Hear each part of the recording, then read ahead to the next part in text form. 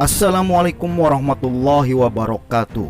Selamat datang di Nuta Channel, channel khusus untuk pencinta masjid. Saudaraku seiman, video kali ini akan menceritakan salah satu sahabat Rasulullah Shallallahu Alaihi Wasallam, yaitu Julaibib radhiyallahu an. Tapi sebelum kita lanjutkan, kami hanya sekedar mengingatkan, marilah sama-sama kita makmurkan masjid Allah dimanapun kita berada. Salah satu caranya adalah dengan membantu pembangunan masjid. Masjid Nurul Taqwa yang beralamat di Jalan Arya Putra Kedaung, Serua Indah, Ciputat, Tangerang Selatan, saat ini sedang melakukan renovasi total. Jika Anda ingin menyisihkan sebagian rezeki untuk memakmurkan rumah Allah ini, alamat, nomor rekening, dan kontak person kami sertakan di deskripsi video ini. Julaibib radhiyallahu an adalah salah seorang sahabat Rasulullah yang tidak mendapatkan tempat dan status sosial dalam masyarakat pada masa itu, dikarenakan kondisi beliau yang miskin dan berpenampilan fisik yang tidak menarik. Nama Julaibib sendiri bukanlah nama pemberian dari orang tuanya, karena sejak lahir beliau sendiri tidak tahu siapa kedua orang tuanya.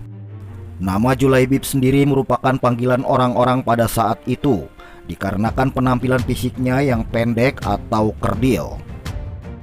Penduduk Yastrib atau Madinah pada saat itu tidak pernah memandang sebelah mata kepada Julaibib, karena saat itu merupakan sebuah aib jika seseorang tanpa bernasab. Penampilan fisik Julaibib pun semakin membuat orang-orang menjauh darinya, karena penampilan fisiknya yang kusam, pendek, dan lusuh. Julaibib hidup sebagai tunawisma, tidur hanyalah beralaskan kerikil. Bahkan untuk minum pun beliau mengambil air dari kolam umum dengan telapak tangannya. Sampai-sampai Abu Barzah, pemimpin Bani Aslam saat itu berkata, "Jangan pernah biarkan Julaibib masuk di antara kalian. Demi Allah, jika dia berani berbuat demikian, aku akan melakukan hal mengerikan kepadanya." Namun jika Allah mengendaki hidayah dan rahmatnya, dia tidak pernah memandang fisik dan status sosial seseorang. Begitupun dengan Julaibib.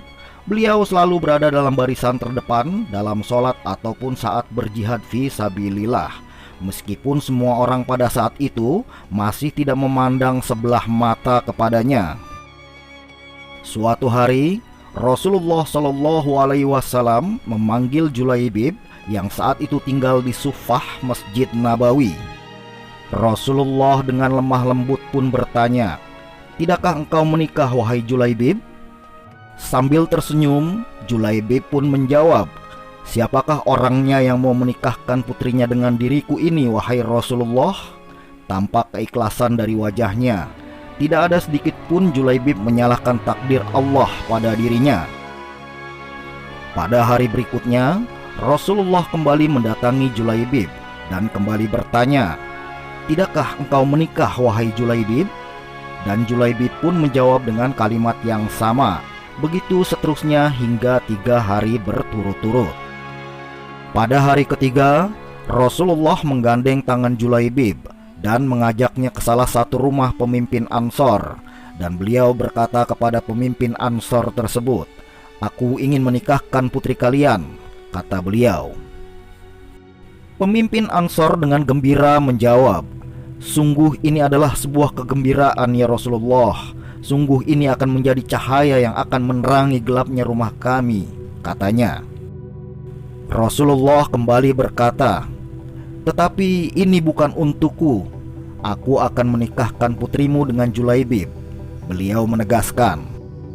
Sang pemimpin Ansor pun terkejut dan raut wajahnya berubah.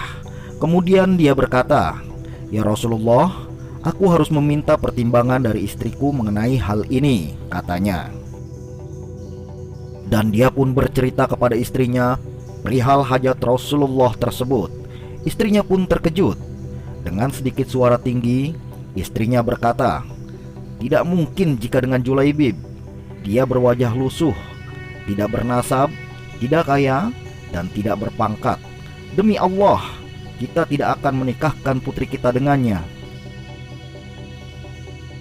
Di tengah perdebatan tersebut, sang anak bertanya dari balik tirai, "Siapakah yang meminta ini, wahai ayah dan ibu?" Kemudian sang ayah dan ibunya pun menjelaskan. Sang anak yang solihah itu pun berkata, "Apakah kalian akan menolak permintaan Rasulullah? Demi Allah, bawa aku kepadanya. Karena Rasulullah yang meminta, maka itu tidak akan membawa kehancuran bagiku."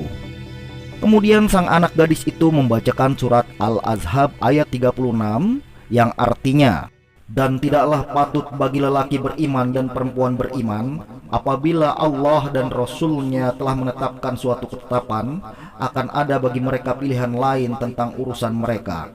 Dan barang siapa mendurhakai Allah dan Rasul-Nya, maka sungguhlah dia telah sesat yang nyata." Rasulullah Shallallahu Alaihi Wasallam kemudian berdoa untuk gadis solihah tersebut. "Ya Allah, limpahkanlah kebaikan atasnya dalam limpahan yang penuh berkah. Jangan kau jadikan hidupnya payah dan bermasalah." Demikian doa Rasulullah.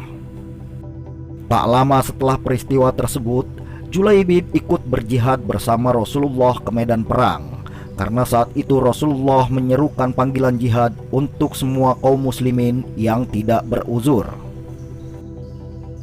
Ketika usai peperangan, semua jenazah mujahid dikumpulkan.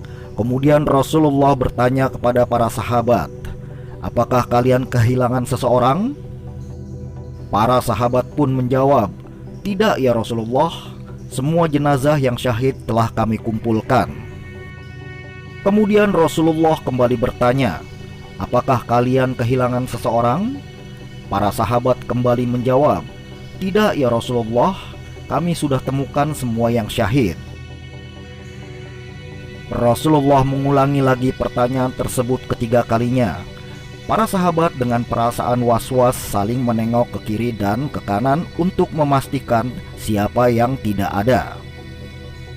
Rasulullah kemudian berkata dengan nada yang sedih, "Aku kehilangan Julaibib." Mendengar perkataan Rasulullah, para sahabat mulai tersadar bahwa Julaibib tidak ada di antara mereka, dan mereka pun mulai mencari di mana Julaibib. Julaibib ditemukan syahid dengan luka di sekujur wajahnya. Di sekitar jenazah beliau ditemukan 7 mayat musuh-musuh Allah. Jadi sebelum syahid, beliau berhasil menumbangkan 7 musuh Allah tersebut. Dengan tangannya sendiri, Rasulullah kemudian menggendong jenazah Julaibib dan memakamkannya. Beliau berdoa, "Ya Allah, dia adalah bagian dariku dan aku adalah bagian darinya." Demikian doa Rasulullah.